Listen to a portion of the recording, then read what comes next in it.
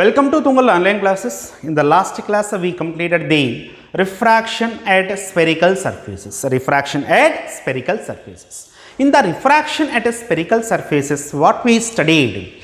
In the case of the refraction at spherical surfaces, you consider that AB is any one of the refracting spherical surface, and in front of the spherical refracting surface you place the point object O. As a result, you find its corresponding image. In the another medium. There you derived one formula. So what formula you derived there? So you derived the formula mu2 by V minus mu1 by U is equal to what? Mu2 minus mu1 by R. So this is the formula we must follow whenever we are going to discuss the refraction by the spherical refracting surfaces. Whatever the case you are going to discuss the refraction in spherical refracting surfaces, there you must apply this formula. What formula? Mu2 by V minus mu1 by U is equal to what? Mu2 minus mu1 by R. So here R is denoting what? Whatever the spherical refracting surface you assumed, for that spherical refracting surface some radius of a curvature will be there. So here R will be indicating the radius of a curvature of the given spherical refracting surface. R will be indicating what? Radius of curvature of the given spherical refracting surface. Next, what is the mu1? Mu1 is the refractive index of the medium. Mu1 is indicating what? Refractive index of the medium in which the object will be placed. So how can we choose the mu1 value? Means mu1 will be indicating the refractive index of the medium in which the object will be located. And what is the mu2? The refractive index of the medium. In which the image will be formed. So that these three terms we have to remember. What are the three different terms? Radius of curvature. R is indicating what? Radius of curvature of the given spherical refracting surface, and mu1 will be indicating the refractive index of the medium in which the object was located, and mu2 will be indicating the refractive index of the medium where we find the image position. Now, so this is what we discuss in the case of the single spherical refracting surface. Now, in the today class, we are going to discuss about what? Refraction by the lenses. So, before going to discuss the refraction by the lenses, so first we have to define what is the lens. So here a lens is a piece of transparent material. Which is having two refracting surfaces. Out of the two refracting surfaces, at least one of the surface must be the spherical refracting surface. Such a type of material we are calling as a lens. So how can we define the lens? So a lens is a piece of transparent material.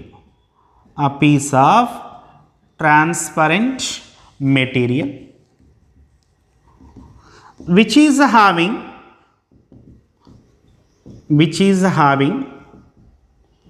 two refracting surfaces.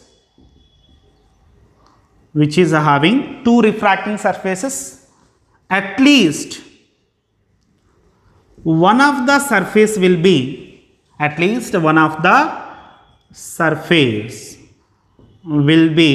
spherical.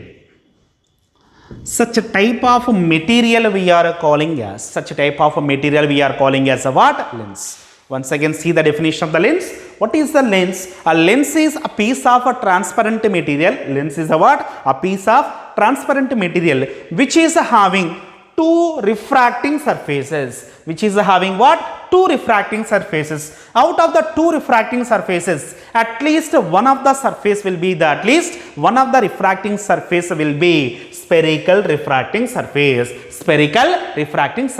Such a type of material we are calling as a what? Lens. Now, already we told A lens is made with a given material. A lens is made with a given material. So whenever we are choosing a given material, that material will be having its own refractive index value. That material will be having a what? Own refractive index value. So that the refractive index of the lens will be different from the refractive index of its surroundings. The refractive index of the lens will be what? Different from the refractive index from its surroundings. Then only we find refraction by the lenses. So that the refractive index of the lens is different from its surroundings. So this is the definition of the lens. In generally, how many types of lenses we have? So the basic lenses are, one is convex lens or converging lens. Convex lens, or it is also calling as a what? Converging lens. Why we are calling that a convex lens will be calling as converging lens means, in generally the convex lens will be represented by like this. So it will be having the two refracting surfaces. The convex lens will be having what? Two refracting surfaces, and here the two refracting surfaces will be the spherical refracting surfaces. The two refracting surfaces will be what? Spherical refracting surfaces. And if we assume the two surfaces will be having a what? Different radius of curvatures. So the radius of curvatures are represented by R1, R2 respectively. Now we will say that this convex lens will be the converging lens. Why this convex lens will be said to be the converging lens means, whenever onto this convex lens, if a parallel beam of light rays are incident, after traveling from the convex lens, all these light rays are going to converge. All these light rays are what? Going to converge at a particular point. So that because of this reason, what is the reason? Whenever a parallel beam of light will be incidenting on the convex lens, all these refracted light rays are going to be converged at a single point, so that this convex lens is also calling as converging lens. And whenever the convex lens will be behaving as a converging lens means, the refractive index of the lens will be greater than the refractive index of the surroundings. For a given convex lens, if the refractive index of the lens will be greater than the refractive index of the surroundings, the nature of the lens will be converging. Very, very important point. What is that? If the refractive index of the given convex lens will be greater than refractive index of the surroundings, then only it will be acting as a converging lens. Suppose if the refractive index of the lens will be less than the refractive index of the surroundings. If the refractive index of the lens will be less than the refractive index of the surroundings, in this case, even though it is a convex lens, but its nature will be the divergent. It's a very, very important point. Whenever the refractive index of the convex lens will be less than the refractive index of its surroundings, the nature of the convex lens becomes diverging. To what? Diverging. What happens in this case means, even though a parallel beam of light will be incident on the given convex lens, whose refractive index value will be whose refractive index value will be less than the refractive index of the surroundings. In this case, what we find means the refracted light rays are diverged from its original path. So these 2 points we must remember while we are solving the numericals in JEE or NEET. Simply they are asking that if the refractive index of the given lens is equal to 1.2, refractive index of the surroundings is equal to what? 1.4. What is the nature of the convex lens? What is the nature of the convex lens means? At that time we have to write diverging in nature because of this reason.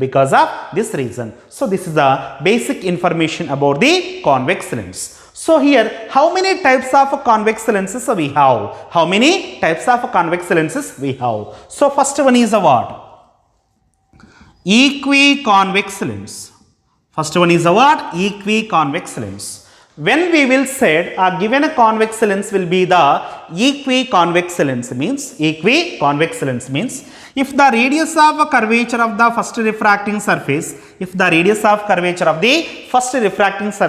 will be equal to radius of curvature of the second lens in magnitude, then we will say that a given a convex lens will be the equiconvex lens. Once again, when we will say a given a lens will be the equiconvex lens means if the radius of curvature of the first refracting surface value must be equal to radius of curvature of the second refracting surface in magnitude. So then we will say the given convex lens will be the equiconvex lens. Next, biconvex lens. What is the meaning of the biconvex lens? For a given convex lens, if the radius of curvature of the first refracting surface is not equal to radius of curvature of the second refracting surface, that means the two surfaces having the different radii of curvature, then the given convex lens will be said to be as a what? Biconvex lens. And the third one is a what? Plano-convex lens. So in the case of the plano-convex lens, one of the surface will be the plane surface, and the second surface will be the spherical surface. Such a type of lenses we are calling as a what? Plano-convex lenses. For the plane refracting surface, the radius of curvature value is equal to infinity. For the plane refracting surface, radius of curvature is equal to what? Infinity. In the case of the plane mirrors also, radius of curvature is equal to what? Infinity. And for the second refracting surface, that is a spherical refracting surface, the radius of curvature will be taken as R2 is equal to R. Such a type of lens we are calling as a what? Plano-convex lens. So this is the complete information about the convex lens. Convex lens are converging lens. Why we are calling the converging lens? Whenever a parallel beam of light will be incidenting on the given convex lens, all the refracted light rays are going to be converged at a single point. Such a type of lens we are calling as a what? Converging lens or convex lens. Next one is concave lens or a diverging lens. So the representation of the concave lens will be like this. So this is a representation of which lens? Concave lens. So this concave lens again will be having the two spherical refracting surfaces. This is the first spherical refracting surface and this is the second spherical refracting surface, and which is having the two different radii of curvature. Such a type of lens we are calling as a what? Diverging lens. Why we are calling this lens will be the diverging lens means, similarly, whenever a parallel beam of light rays are incidenting on the given concave lens, after the refraction, all these light rays are diverges away from its original path. Such a type of lenses we are calling as concave lenses or diverging lenses. So here also again three different types of concave lenses are there. The first one is the what? Biconcave lens. Biconcave. That means in the case of the biconcave lens, so it is having the two different radii of curvatures. So the first radii of curvature is equal to R1 and the second radii of curvature is equal to what? R2. If these values are not to be equal, then such type of lenses we are calling as a what? Biconcave lenses. Next, second one is a what? Equiconcave lens. Equiconcave lens. In the case of the equiconcave lens, similar to the equiconvex, the magnitude of radii of curvature of the two spherical refracting surfaces will be remain same. In that cases, such type of concave lens we are calling as a what?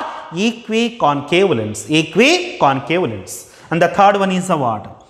Plano-concave lens. Third one is a what? Plano-concave lens. So this is a representation of plano-concave lens. In the plano-concave lens, the first refracting surface will be the plane surface. The first refracting surface will be the plane surface and the second refracting surface will be the spherical refracting surface. So that in this case, such type of lenses we are calling as a what? Plano-concave lenses. Plano-concave lenses. So this is the basic information about lens type of lenses. Which type of lenses we have? Convex lens and concave lens. Convex lens is also calling as a what? Converging lens, and the concave lens will be calling as a what? Diverging lens. Next one is, in most of the cases in ray optics, we are using the thin lenses. So which type of lenses we are calling as a what? A thin lens means, if you take a convex lens, in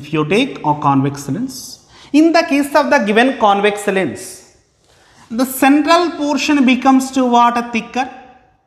The central portion becomes to what? Thicker, and the edges becomes thinner.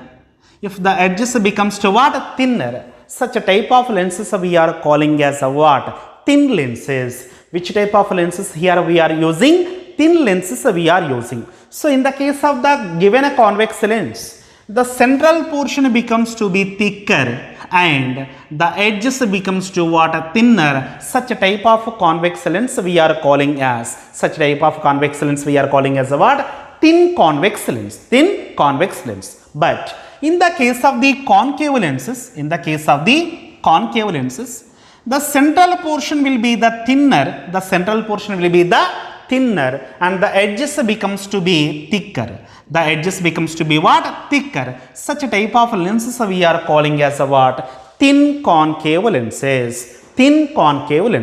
So what is the meaning of the thin concave lens? At the central it becomes to what? Thinner. At the edges it becomes to what? Thicker. In the case of the thin convex lens, at the central portion it becomes to what? Thicker. At the edges it becomes to what? Thinner. And now here we are going to discuss some of the basic points in the case of the lenses. See here. If you consider a single refracting surface, a single spherical refracting surface, there you told the geometrical center of the spherical refracting surface will be calling as the pole. So what is the pole? How can you define the pole? Means pole is the geometrical center of the spherical refracting surface, and you told there all the distances are measured from the pole only for the single spherical refracting surface. But coming to the lenses, they have two refracting surfaces. So that from where we are going to measure the distances in the case of the lenses means, for the given lens, the geometrical center will be calling as optic center. So for the given lens, the geometrical center of the lens will be calling as a what? Optic center. So that in the case of the lenses, all the distances are must be measured from the optic center only. All the distances are measured from the optic center only. Next, suppose if you consider any one of the convex lens or concave lens, this convex lens will be having two spherical refracting surfaces. If it is having the two spherical refracting surfaces, for each and every spherical refracting surface, its center of curvature will be existing. Already I told. If you consider the single refracting surface, to find its center of curvature, we have to imagine a sphere. The center of the sphere we are calling as a what? Center of curvature. So, in the case of the lenses also, suppose I am assuming this is a what? Given convex lens. So, for the given convex lens, how can we locate, how can we identify their center of curvature? Means, so this is the first refracting surface. For the first refracting surface, you have to imagine a spherical shape. And its spherical shape center will be taken as center of curvature of the first spherical refracting surface. And for the second spherical refracting surface also, if you imagine the another sphere, for this also center of curvature will be existed. So that for a given lens, C1, C2 are indicating what? Center of curvatures of the given refracting surfaces. If you draw a imaginary line, which is passing through the center of curvatures C2, optic center O, and another center of curvature C1, such a type of imaginary ray which is passing through the C1, C2, O will be calling as principal axis. Principal axis for the given lenses. So for the lenses, how can we imagine the principal axis? Means the imaginary line which is passing through the center of curvatures of C1, C2, its optic center O will be calling as a what? Their principal axis. Next one. If you consider any one of the lens, either it is a convex lens or concave lens, for a given lens, it will be having two focal points. So those focal points are represented by F1, F2. If you take any one of the lens, either it is a convex lens or a concave lens, plano-convex lens or a plano-concave lens, whatever the lens you chosen, for the given lens, it will be having about two focal points. They will be represented by F1, F2. And the first focal point F1 will be calling as object point. The first focal point F1 will be calling as a what? Object point. And the second focal point F2 will be calling as image point. Second focal point F2 will be calling as a what? Image point. So how can we define the object point and image point? Means, suppose here I consider the equiconvex lens or a biconvex lens, so whatever it may be. So first, which type of lens I chosen here? I chosen the convex lens. So I am placing a point object. In front of the given convex lens. So whenever the object will be placed in front of the given convex lens, the light rays which are emitted from the object, all these light rays are incident on the given convex lens. If all these refracted light rays will be the parallel beam of light rays, the position of the point object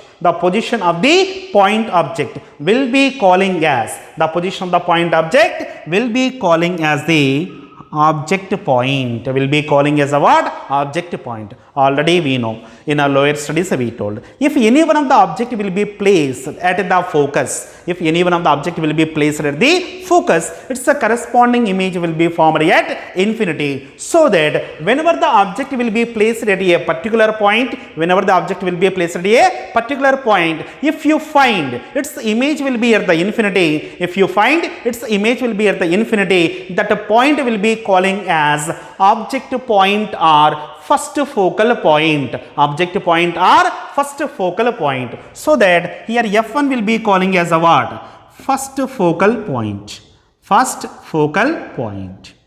And already I told, if you consider any one of the lens, if you consider any one of the lens, and all the distances are measured from the, all the distances are measured from the optic center only, optic center only. So that the distance of separation between, the distance of separation between the optic center to the first focal point, the distance of separation between the optic center to the first focal point will be calling as focal length, will be calling as a what? Focal length. So here one more new definition was came, that is a what? Focal length of a given lens. Focal length of a given lens. How can we define the focal length? The distance of separation between, the distance of separation between the optic center to the focal point, optic center to the focal point, such a type of distance of separation we are calling as a what? Focal length of a given lens. Next, second one is a what? Image point.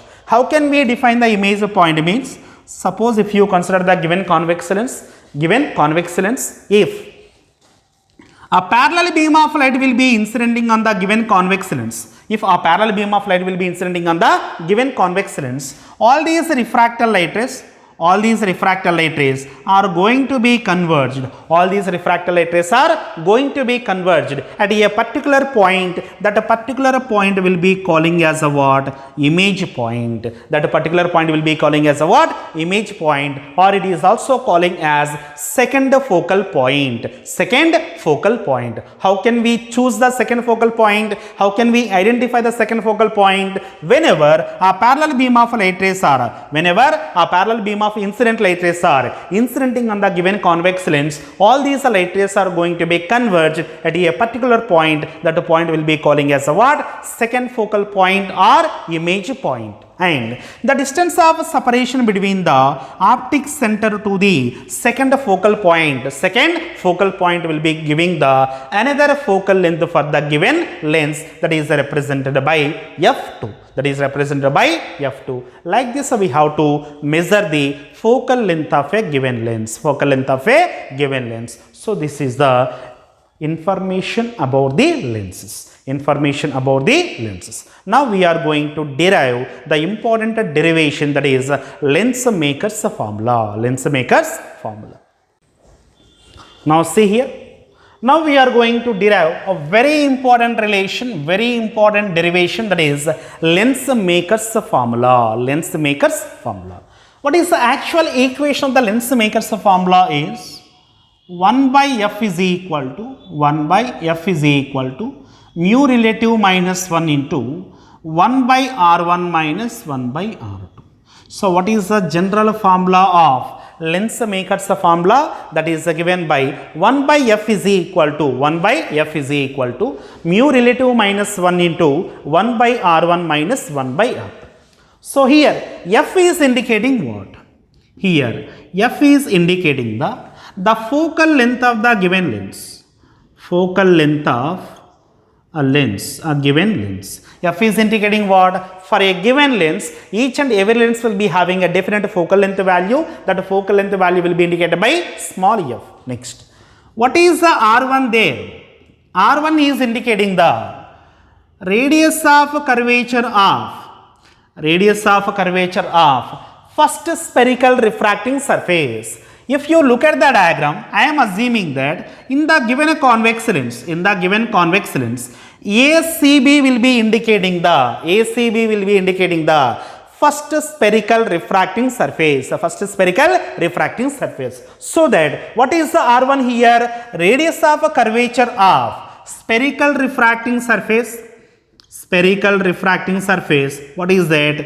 ACB. So what is the R1 is indicating here? R1 will be indicating the radius of curvature of first spherical refracting surface, that is indicated in the diagram as ACB. Next, what is the R2 here? R2 will be indicating the radius of curvature of the second spherical refracting surface, so that here R2 will be indicating the radius of curvature of second refracting surface ADB. So these are the assumptions we made here to derive the lens maker's formula. And here, what is the mu1 here? Mu1 is the refractive index of the medium. Mu1 is what? Refractive index of the medium, which is surrounded by the lens. And what is the mu2 here? The mu2 will be indicating the refractive index of the given lens. Now we are going to explain how the phenomena will be takes place. So that what we consider here, we consider equiconvex lens or a biconvex lens. Why we are saying the biconvex lens means here the spherical lens will be having the two different radii of curvature, so that this given lens will be the biconvex lens. So in front of the biconvex lens, we are placing the objective O. Along the principal axis. Already I told, if you take any one of the convex lens, the imaginary line which is passing through the C1, C2, O. What are C1, C2, O? C1 is center of curvature of the first surface. C2 is the center of curvature of the second surface. O will be the optic center. So this line will be indicating what? That line will be indicating the principal axis. That line will be indicating what? Principal axis. So this is the information about the given diagram. Now we are going to take the refraction at the first spherical refracting surface. What is the first spherical refracting surface? ACB. So that this surface will be indicated by ACB. For the given spherical refracting surface, principal axis will be there. And in front of the spherical refracting surface ACB, we are placing the point object. So that whenever we are placing the point object O in front of the spherical refracting surface, they will be undergoing the refraction. As a result, they will be producing the image. See here. For the first spherical refracting surface, O will be acting as the object. For the first spherical refracting surface, O will be the object, and its corresponding image will be I dash. Once again, for the first spherical refracting surface, what is the object? O will be the object, and its corresponding image will be I dash. And object will be present in which medium? The object will be present within the medium of refractive index mu1. So that the refractive index of object medium is equal to mu1. The refractive index of the object medium is equal to what? mu1. And where this image will be formed means the refractive index of the medium, where the image will be formed means mu2. That means actually in the given diagram, we indicated a dotted line here. The dotted line means what? That dotted line, that refracted light ray, actually that was present within the lens. Since always we consider the thin lenses, so that we can't indicate those refracted light rays separately, so that here they indicated the refracted light rays which are producing the first image within the lens by the dotted line. So that whatever the image I1 will be there, that was appears in the diagram, that I1 will be actually be formed within the lens only. So that this I dash image will be formed. The I dash image will be formed within the lens only. Within the given lens only. So where this I dash image will be formed, the image I dash will be formed actually within the given lens. So that this is the image formation of the first spherical refracting surface. Now, already we derived one formula for the refraction by the spherical refracting surfaces. So, whenever the refraction will be takes place by the spherical refracting surfaces, I am writing the general formula. What is the general formula? Mu 2 by V minus mu 1 by U is equal to mu 2 minus mu 1 by R. So, this is the general equation whenever the refraction takes place at the spherical refracting surfaces. Already I told. What is the mu 2? Mu 2 will be indicating the refractive index of the medium. Mu 2 will be indicating what? Refractive index of the medium where the image will be formed. And mu 1 is indicating what? The refractive index of the medium where the object was placed. And R is indicating the radius of curvature of the given refracting surface. So that here for this diagram, object will be located where? In a medium whose refractive index is equal to mu 1, and image will be formed in which medium whose refractive index is equal to mu 2. From this equation, this equation will be applied for the surface ACB. So that for the refracting surface ACB, this equation to be written as where the image will be formed within the second medium, so that mu 2 will be as it is, mu 2 by, and image distance is equal to, here the image distance I am choosing as V dash. Image distance is equal to what? V dash, like that I was assumed. So that in the place of V, I will write V dash minus where the object will be placed. So this is indicating the image and this is indicating what? Object. Where the object will be located? The object will be located in the medium whose refractive index is equal to what? Mu 1. So it is also as it is, mu 1 by object distance is equal to U. Object distance is equal to what? U. Again, mu 2 minus mu 1. So this value also does not changes. That value also does not changes. And the radius of curvature of the first spherical refracting surface will be taken as a what? R1. So that mu 2 minus mu 1 by R1.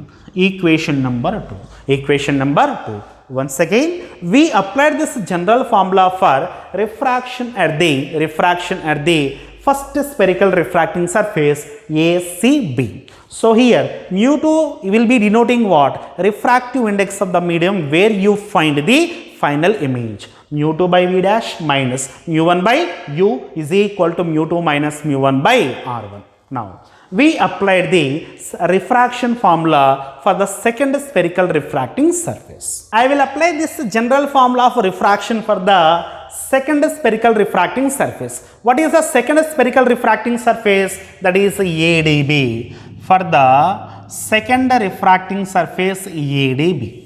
For the second refracting surface ADB, whatever the I dash image will be formed within the lens, that will be acting as a object for this surface, of ADB. So that here what point we have to remember? I dash will be acts as a virtual object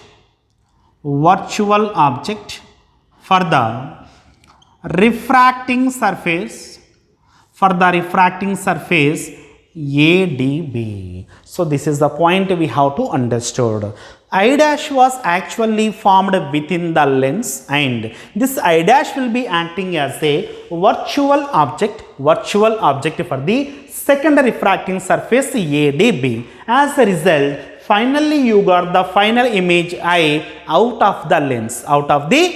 So that whenever I dash will be acting as a virtual object for the second refracting surface AB, so here I will be the final image, which is formed in the medium whose refractive index is equal to mu 1,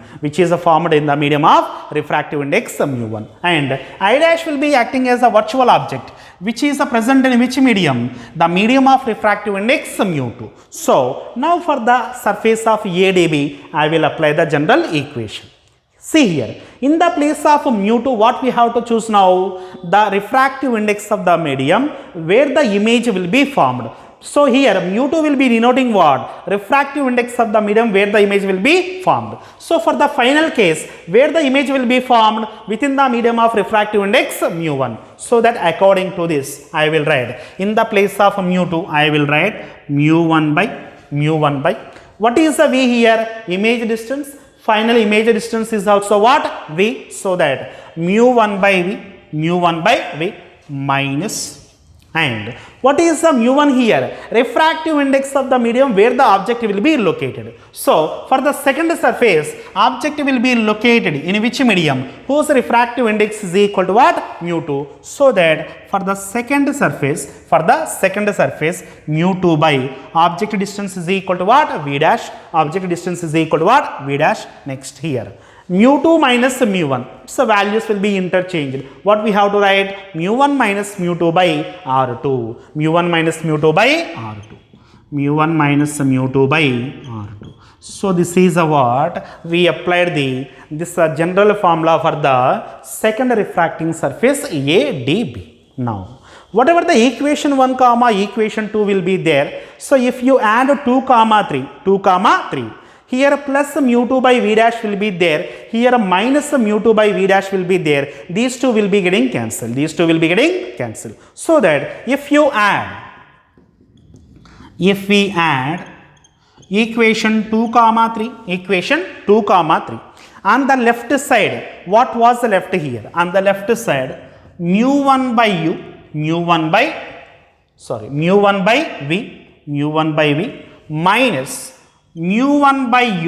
minus mu1 by u is equal to, here mu2 minus mu1 by r1 will be there.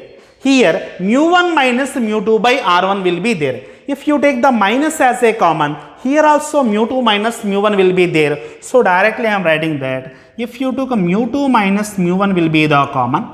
So here in the second equation, 1 by r1 will be there. In the second equation, 1 by r will be there. Here you took the minus as a common, so that you will get minus 1 by r2. So this is a final equation you got whenever the equation 2 comma equation 3 will be added together. Equation C here, I am taking the common of mu1 from the numerator. So what left here? 1 by V minus 1 by U. 1 by V minus 1 by U is equal to mu2 minus mu1 into 1 by r1 minus 1 by r2. If you take the mu1 will be as a common, what left? 1 by V minus 1 by U is equal to mu2 minus mu1 into 1 by r1 minus 1 by r2. Therefore 1 by V minus 1 by U, 1 by V minus 1 by U is equal to, this mu1 will be coming to the denominator. So mu2 by mu1 minus 1 into 1 by r1 minus 1 by r2. 1 by r1 minus 1 by r2. So 1 by V minus 1 by U value becomes to be 1 by F. So from the length formula, we have a formula 1 by F is equal to 1 by V minus 1 by U. From the length formula, what formula we have? 1 by F is equal to 1 by V minus 1 by U. So this equation becomes 1 by F is equal to, already we told mu2 by mu1 value is nothing but relative refractive index. So therefore 1 by F is equal to mu relative minus 1 into 1 by r1 minus 1 by r2. So this is the required expression. So this equation will be calling as Lenz-Maker's formula. This equation will be calling as a what? Lenz-Maker's formula. So this is a required expression for what? Lenz-Maker's formula. The next definition is about lateral magnification. So how can we define the lateral magnification? In the case of the refraction by the spherical surface also, we define the lateral magnification. How can we define the lateral magnification? Lateral magnification will be defined as it is the ratio of it is the ratio of height of the image to the height of the object. Height of the image to the height of the object. So such a ratio we are calling as a what? Lateral magnification. From this diagram, so according to the laws of the refraction for the lenses, if any one of the light ray will be passing through the optic center, that a light ray should not be deviates. So that if this angle value will be is equal to alpha, this angle is also equal to what? Alpha. So that from this first I will write tan alpha is equal to, from this triangle, tan alpha is equal to OO dash by, let it be the point P to O. That value is equal to what? OO dash, the heights which are measured above the principal axis is equal to what? Always positive, plus h naught by, and the distances which are measured opposite to the direction of the incident light ray, so that value will be the negative. Next, from this triangle again one tan alpha will be there. Tan alpha is equal to opposite side I dash by P to I. So here I dash will be measured in the downward direction, so that its value will be the negative again, and P to I, that value is nothing but image distance, so that value will be becomes to what? Plus V, since the distance will be measured in the direction of the light ray. So that both are values of tan alpha only, we are equating these two. So what is that? Minus h naught by u is equal to minus hi by v. Minus will be getting cancelled. So here hi by h naught is equal to v by u. Hi by h naught value is equal to what? V by u. From equation 1, 2, we will write the magnification is equal to hi by h naught. That value is equal to what? V by u. That value is equal to what? V by u. So this is the expression for the lateral magnification for the given lens. So the remaining topics we will discuss in the next class.